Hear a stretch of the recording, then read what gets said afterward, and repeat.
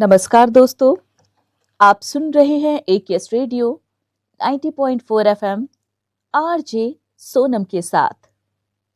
आज की भागदौड़ भरी जिंदगी में कमर दर्द, गर्दन का दर्द, घुटनों की समस्या और मांसपेशियों का खिंचाव आम हो चुका है। लेकिन क्या हर दर्द की दवा सिर्फ गोली है? इसी विषय पर बातचीत करने के लिए आज हमारे साथ स्टूडियो में मौजूद हैं एक अनुभवी फिजियोथेरेपिस्ट। मेरी आज की मेहमान, परिचय कराती हूँ, डॉक्टर पूनम सिंघारिया, जो कि AKS यूनिवर्सिटी के पैरामेडिकल डिपार्टमेंट में असिस्टेंट प्रोफेसर हैं। मैम, आपका बहुत बहुत स्वागत है हमारे खास कार्यक्रम में। बहुत बहुत धन्यवाद मैम। मैम, ये फिजियोथेरेपी क्या है और ये कैसे काम करती है? मैम, फिजियोथेरेपी जो है, आप एक उपाधि बोल सकते हैं इसको, जिसमें भौतिक चिकित्सा की उपाधि दी गई है। जैसे यूनानी उपाधि होती है, आयुर्वेदिक होती है, होम्योपैथिक होती है, वैसे ही एक भौतिक उपाधि है जिसमें व्यायाम, हाथों से उपचार मतलब मैनुअल थेरेपी, मशीनों और कुछ तकनीकों की मदद से शरीर का दर्द, चोट और चलने फिरने की समस्याओं का इलाज किया जाता है। ठीक है, क्या फिजियोथेरेपी केवल चोट लगने के बाद ही करानी चाहिए या ये दर्द की रोकथाम के लिए भी उपयोगी है? मैम देखिए, दर्द के प्रिवेंशन के लिए बहुत ज़रूरी है फिजियोथेरेपी। आजकल गलत बैठने उठने की आदत, मोबाइल कंप्यूटर का ज़्यादा यूज़ करना, कमर दर्द, गर्दन दर्द, घुटनों का दर्द आम हो गया है ये सब चीज़ें। तो फिजियोथेरेपी से सही पोस्चर सिखाया जाता है, शरीर को मजबूत बनाने वाली एक्सरसाइज कराई जाती है, जिससे फ्यूचर में दर्द होने का खतरा कम हो जाता है। अच्छा, आजकल कमर दर्द और गर्दन का दर्द बहुत आम हो चुका है। इसके मुख्य कारण क्या हैं? कमर और गर्दन का दर्द का मुख्य कारण आमतौर पर हमारी रोज़मर्रा की आदतें और लाइफस्टाइल से जुड़ा होता है।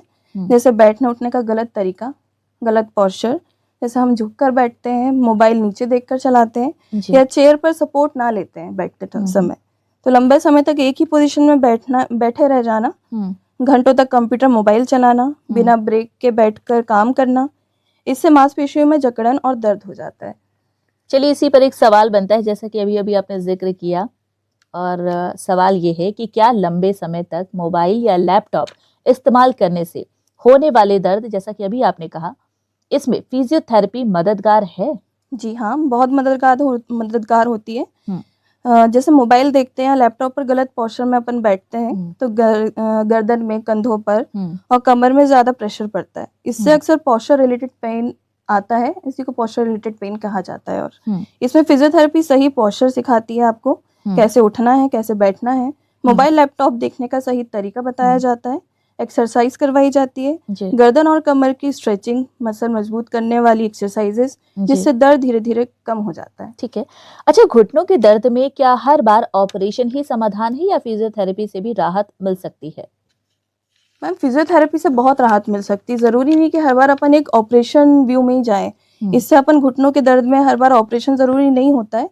अधिकतर मामलों में फिजियो से ही काफ़ी राहत मिल सकती है। अगर दर्द मांसपेशी या कमज़ोरी है उसमें, तो उसमें अपन कुछ एक्सरसाइजेस करवाते हैं।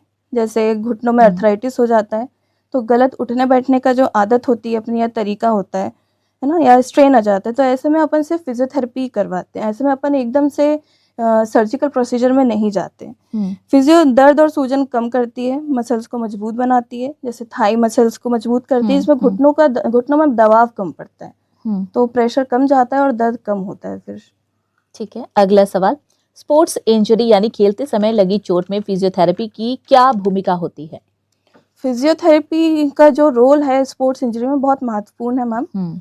ये सिर्फ दर्द कम करने तक सीमित नहीं है, बल्कि खिलाड़ी को जल्दी और सुरक्षित तरीके से मैदान में वापस लाने में मदद करती है। जैसे दर्द और सूजन कम करना, जिसमें आइस पैक या हीट पैक का अपन यूज करते हैं।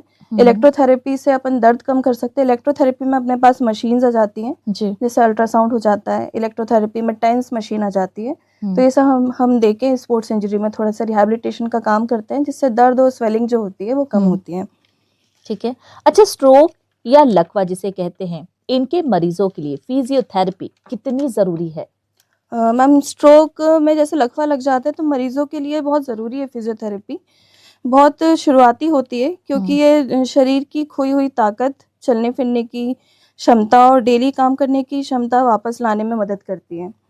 स्ट्रोक के बाद शरीर का एक हिस्सा कमज़ोर या सुन्न हो जाता है। फिजियोथेरेपी एक्सरसाइजेस से मसल की ताकत धीरे धीरे वापस आती है, पेशेंट्स को बैठना, खड़े होना, चलना और संतुलन बनाना फिर से सिखाया जाता है इस पे। जी। अगर समय पर फिजियोथेरेपी ना हो तो हाथ पैर और ज़्यादा अकड़ सकते हैं और एक्सरसाइज अगर हो तो स्टिफनेस कम होती है शरीर की। जी। अच्छा, क्या बुजुर्गों के लिए भी फिजियोथेरेपी सुरक्षित और फायदेमंद है? जी हाँ, बुजुर्गों के लिए पूरी तरह सुरक्षित और बहुत फायदेमंद होती है। बस इसे कोई ट्रेंड फिजियोथेरेपिस्ट बहुत अच्छी तकनीक से कराए, उनकी एज को ध्यान में रखते हुए, क्योंकि घुटना, कमर, गर्दन, जोड़ों के दर्द काफ़ी राहत मिलती है इसमें। चलने फिरने की क्षमता बढ़ाती है, बॉडी की जकड़न कम होती है इससे, बेहतर मोबिलिटी बनाता है ये और गिरने का खतरा ओल्ड एज में कम होता है इससे। अच्छा। अच्छा, कई लोग दर्द होने पर खुद से यूट्यूब वगैरह देखकर एक्सरसाइज को करना शुरू कर दे हैं, क्या ये सही है? नहीं मैम, दर्द होने पर खुद से यूट्यूब देखकर कोई भी एक्सरसाइज शुरू करना सही नहीं है, कि कई बार इससे फायदा होने की जगह नुकसान भी हो सकता है। बिल्कुल। क्योंकि हर दर्द का अलग अलग अपना एक कारण होता है। एक्सरसाइज से दर्द बढ़ भी सकता है, इसीलिए ये जो यूट्यूब में अपन को सिखाया जाता है वो अपन पोस्चर क्योंकि करेक्ट खुद से नहीं कर पाते हैं अपन देखकर वीडियो, तो उस पे कई बार इंजरी भी हो सकती है और पेन बढ़ भी सकता है आपको। बिल्कुल। अच्छा, एक सामान्य फिजियोथेरेपी सेशन में क्या क्या प्रक्रियाएं शामिल होती हैं?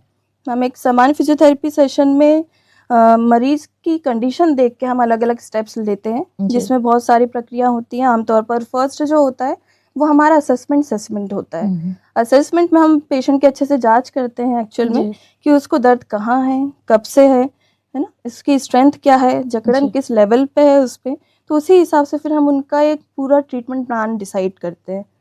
ठीक है। अच्छा, यहाँ पर एक अहम सवाल ये भी बनता है कि कितने समय तक थेरेपी लेने में सुधार दिखाई देता है और क्या ये हर व्यक्ति के लिए अलग अलग होता है? मैम, फिजियोथेरेपी से सुधार दिखने का समय हर व्यक्ति के लिए अलग अलग होता है।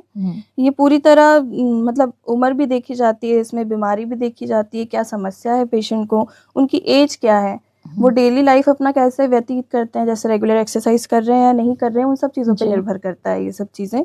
तो बीमारी की गंभीरता को देखते हुए जितनी पुरानी या जितनी गंभीर समस्या होती है उतना ज़्यादा टाइम इस पे लगता है, और जितना रिसेंट इंजरीज होती है या कम होता है तो उतना कम टाइम इस पे लगता है रिकवर होने में। चलिए, अब एक आखिरी सवाल, दैनिक जीवन में ऐसी कौन सी 3 आसान आदतें अपनाई जाएं जिससे शरीर दर्द मुक्त और लचीला बना रहे?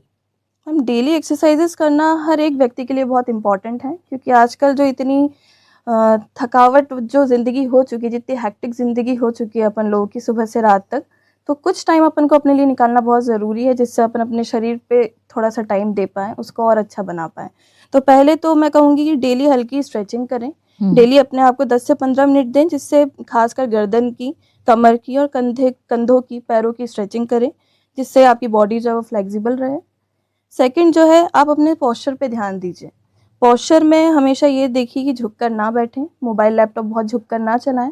आपका जो मोबाइल या आपका लैपटॉप है उसको थोड़ा सा ऊपर रखिए, जिससे आपकी गर्दन नीचे ना झुके। और अगर आप चेयर पे लंबे समय तक बैठ रहे हैं तो आप कुछ कुशन सपोर्ट ले सकते हैं बैठने के लिए। नेक्स्ट, हर 30 से 40 मिनट में आप एक ब्रेक लें अपने सेशन में। आप कोई भी काम में बिजी हैं या कंटिन्यू कर रहे हैं किसी काम को, तो 30-40 मिनट बाद आपको एक ब्रेक लेना चाहिए छोटा सा, जिसमें आप स्ट्रेच कर सकें अपने हैंड्स को और अपनी गर्दन को, नेक मसल्स को। डेली थोड़ी थोड़ी वॉक भी कर सकते हैं आप, जो कि 20 से 30 मिनट की वॉक डेली बहुत कंपलसरी और बहुत इंपॉर्टेंट है। बहुत इंपॉर्टेंट है। चलिए, बहुत बहुत शुक्रिया पूनम जी, आप हमारे स्टूडियो में आई, इतना कीमती वक्त दिया और इतनी अहम जानकारी साझा की, बहुत बहुत शुक्रिया। जी, बहुत बहुत धन्यवाद। तो दोस्तों, याद रखिए, दर्द को नजरअंदाज करना समाधान नहीं है।